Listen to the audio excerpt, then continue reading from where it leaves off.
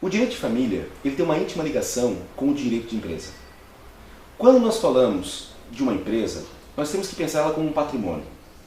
E este patrimônio, quando morre um sócio, ele vai ter que ser transmitido para os seus herdeiros.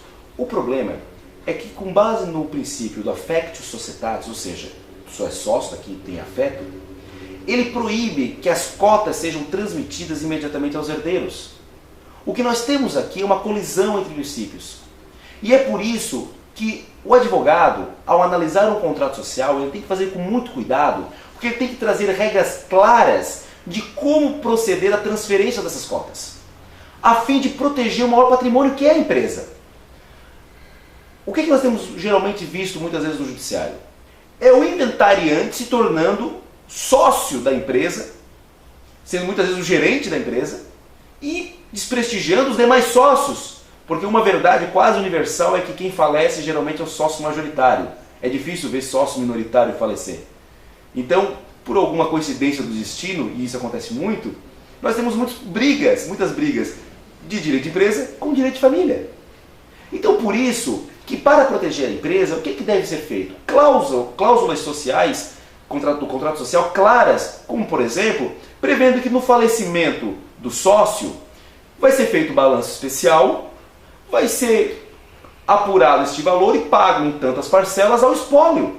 E com a simples juntada da certidão de óbito do sócio falecido, vai se realizar a alteração do contrato social, onde as cotas deste sócio falecido serão incorporadas pelos demais sócios ou dada ao terceiro que entrará na sociedade, que aí sim até pode ser algum dos herdeiros. Porque afinal de contas, muitas vezes a empresa tem interesse que um dos filhos seja sócio ainda, e não que a ex-mulher, que os outros filhos, muitas vezes menores, sejam sócios. Por isso, doutores, que é importante nós entendermos que a empresa é um patrimônio. E assim como um contrato, um recebível, quando ocorre o falecimento de um sócio, tem que se apurar quanto vale esse patrimônio, quanto vale essa empresa. Apurado quanto vale essa empresa, e não é só fazer o balanço fiscal. Não, é o patrimônio real da empresa. É os recebíveis futuros, é o fundo de comércio, ou seja, quanto que vale a empresa realmente.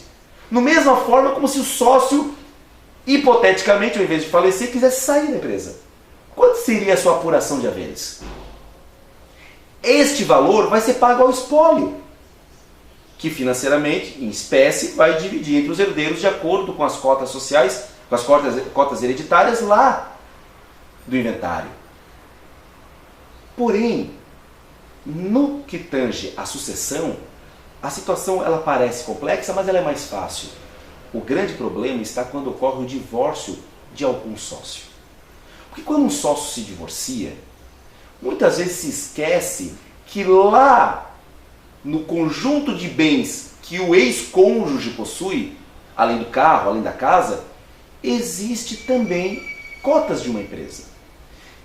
E aí esta esposa ou este marido, que não é sócio, ele tem direito a esta empresa, mas não nominalmente as cotas, porque ele não pode ser sócio. É proibido ele ser sócio. Mas ele tem uma subsociedade, uma sociedade com o sócio, aonde ele tem o direito de saber quanto que vale o patrimônio do seu ex-marido, da empresa do seu ex-marido, e aí fazer este ex-marido pagar financeiramente o valor correspondente a 50% dessas cotas.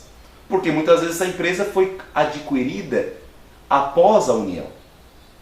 Por isso que neste livro, Direito de Família nas Questões Empresariais, da editora Voxlege, na sua terceira edição, juntamente com o professor Eduardo Lemos Barbosa, eu e ele arrolamos uma série de juristas e escrevemos alguns artigos que vão discutir exatamente essas questões, como planejamento sucessório, holding, partilha e sucessões de cotas empresariais, fraude material da união conjugal, tributo no direito de família e muitos outros temas.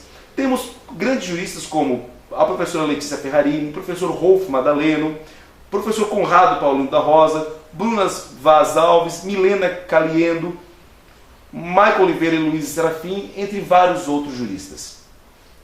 Essa estrutura que nós discutimos nesse livro, ela permite, na verdade, que o ex-cônjuge tenha total acesso à empresa até que ele seja indenizado o valor correspondente às suas cotas. Porque afinal de contas, enquanto ele não recebeu o valor dessas cotas, o principal, ele tem direito aos frutos do valor correspondente, ou seja, aquela divisão de lucros que ocorre anualmente, o ex-cônjuge tem direito a 50%. Afinal de contas, não lhe foi pago o capital que ele tem investido em nome do seu ex-marido. Afinal de contas, ele não pode ser sócio, mas ele é sócio do marido ainda. Então, nesta obra, a gente discute de maneira bastante complexa os pormenores disso. Os direitos de ação, os direitos de prestação de contas, os direitos de poder investigar quanto vale essa empresa. Porque, afinal de contas, a partir do momento que nós sabemos quanto vale a empresa, nós podemos saber quanto que vale os 50%, a meação do cônjuge que não é sócio.